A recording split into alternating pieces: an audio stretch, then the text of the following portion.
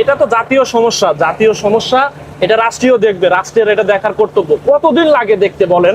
কতদিন লাগে? কতদিন হলে এই ভোগান্তি? ভোগান্তির তো একটা শেষ আছে। এদিকে কি কারো কোনো নাক কান নাই? মানে কিভাবে চলবো আমরা? কিভাবে? একদিকে সার্জেনের রাস্তায় দাঁড়াতে দেয় না, লাইনে গ্যাস নিব, লাইন ধরে গ্যাস নিব, তাও নিতে দেয় না পুলিশে। অনেক নির্যাতন করে পুলিশ।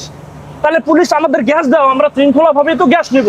তুমি রাষ্ট্র গ্যাসও দিতে পারতেছো না, তুমি মামলাও দিবা, তুমি মারধরও করবে, খারাপ ব্যবহার করবে, চাক্কার হাওয়া ছাড়িয়ে দিবে। এটা তো কোনোভাবে কাম্য না। এটা কাম্য বলেন? আমরা তো রাষ্ট্র নাগরিক, আমরা তো লিগ্যাল ভাবে আছি। রাষ্ট্র গ্যাস দিতে পারতেছে না, এটা রাষ্ট্রের ব্যর্থতা। আরে কতদিন হয়ে যাচ্ছে এই সমস্যা, এই সংকট। রাস্তায় টিপ আছে অনেক, কিন্তু আমরা মারতে পারতেছি না। দুইটা গ্যাস নেওয়ার পরে, দুইটা টিপ মারার পরে গ্যাস নেই। আবার বিভিন্ন পাম্প বন্ধ। আগে যেখানে যেতাম সেখানে গ্যাস পাইতাম, এখন অনেক পাম্প গুলা বন্ধ, ছোট পাম্প গুলা বন্ধ। দুই একটা পাম্প খোলা আছে, সেখান থেকে গ্যাস নিয়ে মনে করেন যে জমা উঠাই আর কোন রকম জীবিকা, মানে কোন রকম বেঁচে আছি। ঘর ভাড়া বাকি, বাজার নাই, এগুলো কি বলবো? আর কোনো ভাষা নাই তো। সরকার তো এই ব্যাপারে মনে হয় যে একবারে ঘুমান্ত না হলে এরকম রাষ্ট্রীয় সমস্যা, এরকম একটা ব্যাপার এইভাবে গুরুত্ব দিবে না। এই সেক্টরে লোক নাই, হাজার হাজার লোক আছে, হাজার হাজার টাকা বেতন খাচ্ছে, অথচ মনে হয় যে নাকে সরিষার তেল দিয়ে ঘুমাইতেছে। তা না হলে কেন এইভাবে এতদিন লাগে এই সমস্যা সংকট দূর করতে? এটা যদি অন্য সেক্টর হইতো তা কবে এটা দূর করে দিত? কারণ মানুষের ভোগান্তি হচ্ছে, ইনকাম নাই তো ভাই, খালি জমা তুলি গ্যাস নেই, জমা তুলি গ্যাস নেই, খাই। বাসায় যাওয়ার সময় 2 কেজি চাল নিয়ে যাওয়া জুলুম হওয়া যায়। আর কাঁচা বাজার কি কমু, সবজি বাজার তো ধরাই যায় না ভাই। এগুলা এখন বেঁচে থাকাই কঠিন ভাই।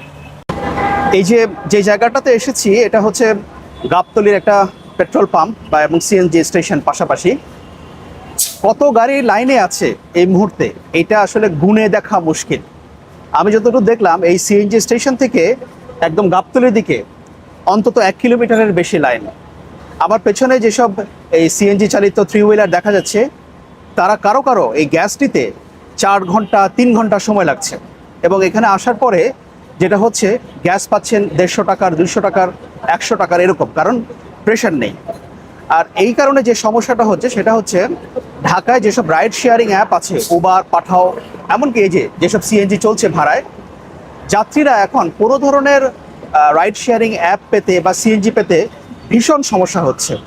একটা রাইড শেয়ারিং অ্যাপে রিকোয়েস্ট করলে সেটা আসতে অন্তত আধা ঘন্টা সময় লাগে, কারণ রাস্তায় গাড়ি নেই, সবাই অপেক্ষা করছে গ্যাসের জন্য। এবং আমি একটা উদাহরণ দিলে আপনারা বুঝতে পারবেন। আমি একটা রাইড শেয়ারিং অ্যাপ এখন কল করলাম, এখান থেকে এই যে আমি যে জায়গাটা যাব, এখান থেকে 2 কিলোমিটার দূরে, মাত্র 2 কিলোমিটার দূরে ভাড়া এখানে চাচ্ছে এই মুহূর্তে 272 টাকা।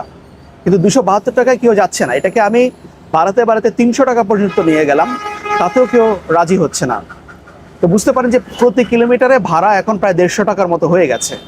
এই অবস্থা যদি চলতে থাকে, তাহলে রাস্তায় যারা যাত্রী আছেন, বিভিন্ন কাজে যাচ্ছেন, রাইড শেয়ারিং অ্যাপ তারা ব্যবহার করছেন বা সিএনজি চালিত 3 হুইলার ব্যবহার করছেন, তাদের প্রতিদিন একটা দুঃসহ যন্ত্রণার মধ্য দিয়ে যেতে হচ্ছে। আসলে এই যে বর্তমান যে গ্যাসের যে পরিস্থিতি, আমাদের এত দুর্দশা অবস্থা যা বলার বাহিরে, বাসায় বুঝাইতে পারবো না। প্রতিদিন আপনার গ্যাস নিতে আইলে 3 থেকে 4 ঘন্টা চলে যায়, 3-4 ঘন্টা চলে যায় সিরিয়ালে থাকতে থাকতে। আপনার এই মিনিমাম আপনার কত 200-250, সর্বোচ্চ 300 টাকার গ্যাস পাওয়া যায়। এদের 3-4টা টিপ মারলে গ্যাস শেষ। তারপরে আবার সিরিয়ালে আসা লাগে গ্যাসের জন্য। আমাদের এই দুর্ভোগটা কতদিনে যাবে, কিভাবে যাবে, কার কাছে কোশ্চেন করব আমি বুঝতেছি না।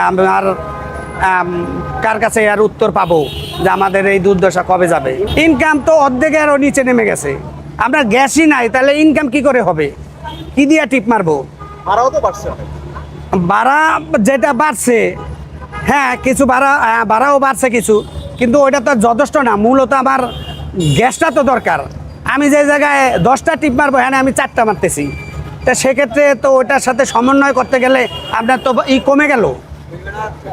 পরিস্থিতি খুব অবস্থা খারাপ, যেতে এখানে গ্যাস এমন সময় যায় 4 ঘন্টাও যায়, 2 ঘন্টাও যায়, তার মধ্যে আবার 3 ঘন্টাও যায়। এই যে আমাদের আজকে দেখলাম এই যে জোড়া পাম্পে 2 নজলে সিএনজি দিতে আসে, তো আমরা টাউগাইতে পারতেছি। 10টার দিক দিয়ে আমি নিউ মার্কেট থেকে গাড়ি খালি চালাইয়া আসছি, আইসা গ্যাসের লেগে অন্য অন্য জায়গায় পাম্প তো পুরো বন্ধই। আমার গাড়ি মহাখালী একটা পাম্পেও কোনো পাই না।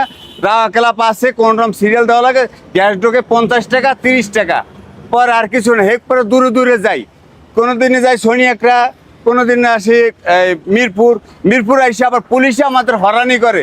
2টা লাইন যদি থাকে, যে লাইন থাকলে আমাদের সরাই দেয়। প্রাইভেট কারে লাগে, আমরা সিএনজি লাইন দিয়া কি কুলের পাবো? আমরা করি ব্যবসায়, আমরা দিনানি মজুরি করি। প্রাইভেট কার হচ্ছে চাকরি, তাদের নিয়ম মতন চলতেছে। আমরা এই প্রাইভেট কারের সাথে লাইন দিয়া সিএনজি গ্যাস নিতে পারি না, খুব অসুবিধা। এবং মালিকও বহুত কথা বলতেছে যে জমরা গ্যাস লইতে পারে না, তারপর মালিকও বিভিন্ন জমা বাড়ানোর জন্য করতেছে। আমরা 2-1 দিন কম দিছি, এতদিন দিছিলাম 600 টাকা, কাল হইতে দিচ্ছি 800 টাকা করে। এটা কিছু না, একটা টিপ নিলেই শেষ। এই অল্প টাকার গ্যাস নিয়ে যদি মনে করেন 250 টাকা 60 টাকার যদি গ্যাস নিই, এই যাওয়ার সাথে সাথে ওই যাত্রী নামাই দিয়ে আবার খালি পাম্প পাওয়া লাগে। এই আমাদের ভোগান্তিছে। আর আমরা যদি 200 টাকার 300 টাকার গ্যাস ভরতে পারি সারাদিনে, তাহলে আমাদের আজকে সকাল যদি সারাদিন ভরি, রাত 12টা পর্যন্ত চলে, তাহলে আমাদের আর কোনো টেনশন থাকে না। এই ভোগান্তিছে যে কোনো কারণে আমরা খুব অসুবিধা হয়ে গেছি। আর যাত্রীরাও ঠিক মতন সেবা দিতে পারতেছি না। যেখানে আমরা যাত্রীর ভাড়া নিতাম 200 টাকা, সেখানে ভাড়া নিই 300 টাকা, 250 টাকা, 400 টাকাও পর্যন্ত নিই। কী করবো, উপায় নাই। সেইটার জন্য বাঁচতে হবে, আমারও বাঁচতে হবে, মালিকেরও বাঁচতে হবে। মালিক আর কিছু করতে পারতেছে না, সব দিক দিয়ে আমরা কষ্টের ভিতরে আছি। আমাদের গ্যাসের দীর্ঘদিন সমস্যা, আজকে 2-3 মাস হয়ে গেল। এটার কোনো সংশোধনও নেই, কোনো কথাবার্তাও নেই, কোনো সমাধানও নেই। তো এইভাবে ভাড়ার গাড়ি কীভাবে চলবে? 3 ঘন্টা 4 ঘন্টা সিরিয়ালে ধরে গ্যাস নিয়ে, গ্যাস লাগে 300 টাকার, হয় 100-150 টাকার। এদিক মালিকও মানে না, এদিক আমাদেরও হয় না, এদিক পুলিশেরও যে সমস্যা, এদিক কেস মামলা দিয়ে দেয়। কোন দিকে আমরা যাবো বলেন? মেইনল্যান্ডে গ্যাস কম আর কি। এই জন্য আমাদের ক্রাইসিসটা, এটা হলো সরকার বাংলাদেশের চাহিদা অনুযায়ী যে পরিমাণ গ্যাস আমাদের প্রয়োজন, এই পরিমাণ উৎপাদন আমাদের দেশে হয় না। বাইরের থেকে এলএনজি আকার একটা তেল আমাদের এখানে, গ্যাস আমাদের এখানে আসে আর কি। ওই এলএনজি দুর্ঘটনার কারণেই বর্তমানে লাইনে গ্যাস কম। এই জন্য আমরা গ্যাস কম পাচ্ছি, আমরা মানুষকে কম দিতে পারছি। আমাদের ধরেন 2টা মেশিন আছে পাম্পে, তার মধ্যে একটা মেশিন বন্ধ, একটা মেশিন চলে। তাও যেটা চলতে সেটা ধরেন উৎপাদন ক্ষমতা 100%-এর মধ্যে আমি পাচ্ছি 10%। এটা দিয়ে মোটামুটি যতটুকু কাস্টমারকে দেওয়া যাচ্ছে এটা দিচ্ছি আমরা। আমি একটা টাইমে 8টা গাড়ি গ্যাস দেওয়ার ক্ষমতা আমাদের আছে, আমি মাত্র 2টা গাড়ি গ্যাস দিতে পারছি। আমার 6টা নজলই বন্ধ আছে। গাড়ির সংখ্যা আগে 1000-1200, 800, মানে 800 থেকে 1000-1200 এরকম থাকতো আর কি, মানে 800 থেকে 1000 বা 1200 এরকম প্রায় ইয়েটা হলে আর কি। এখন বর্তমানে 300-400 গাড়ি দিতে পারছি। কারণ একটা গাড়ি আপনি অন্য সময় যখন আপনার প্রেশার ফুল থাকতো, তখন দেখা গেছে একটা গাড়ি, একটা সিএনজি ধরেন, একটা সিএনজি গ্যাস পাইতো 200 টাকা, এখনও সিরিয়াল ধরে আসছে 50 টাকা পাচ্ছে, আবার ঘুরে ফিরে কিন্তু আবার আসছে। এই জন্যই সিরিয়ালটা বড় হয়ে যাচ্ছে আর কি। মূলত একটা মানুষ ফুলফিল গ্যাস পাচ্ছে না। সরকার তিতাস থেকে নোটিশ দিচ্ছে, বা তিতাসের লোকের সাথে যোগাযোগ বলতেছে এলএনজি প্ল্যান্টটা চালু হয়ে গেলে গ্যাস সংকটটা কেটে যাবে। এখন ওটা কবে নাগাদ ঠিক হবে ওনারা নির্দিষ্ট করে বলতে পারতেছে না। ওনারা ব্যাখ্যা দিচ্ছে যে এলএনজি প্ল্যান্ট অপারেট করতে গিয়ে অগ্নিকাণ্ডের শিকার হয়েছে, এই জন্য এটা বাইরের থেকে ইঞ্জিনিয়াররা সেটা কাজ করবে আর কি। এটা আমাদেরকে ওরা বলছে। আর এমনি তিতাসের একটা ফেজ আছে, ওখান থেকে ওরা মাঝে মাঝে নোটিশ দিয়ে দেয় যে এলএনজি সংকটের কারণে গ্যাস মানুষ কম পাচ্ছে।